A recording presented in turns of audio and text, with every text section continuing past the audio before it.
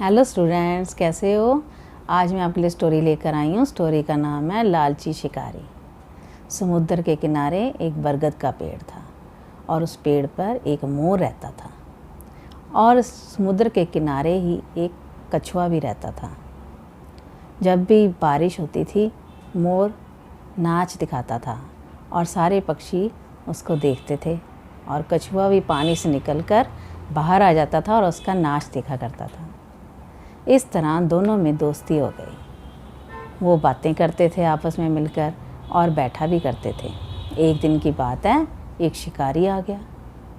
उसने पेड़ के नीचे जाल बिछा दिया। मोर उस जाल में फंस गया।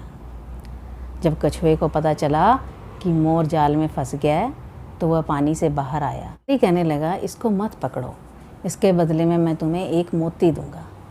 शिकारी लालची था, वो उसकी बातों में आ गया और उसने उसको मोर को छोड़ दिया और उसके बदले में कछुआ जो था उसने उसको एक मोती दिया।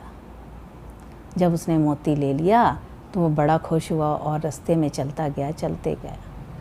चलते चलते वो सोचने लगा, मुझे एक मोती नहीं 2 मोती लेने चाहिए थे, मैंने गलती कर ली।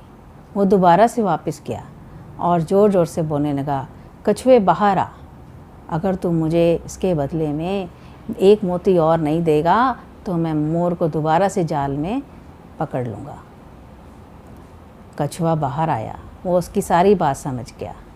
उसने आकर कहा, ठीक है, मैं तुम्हें दूसरा मोती ला कर दूँगा, लेकिन तुम्हें मुझे पहला वाला मोती देना पड़ेगा, जिसे मैं देख कर समुद्र से दूसरा मोती लेकर आऊँगा। शिकारी ने उसको वो वाला मोती दे दिया।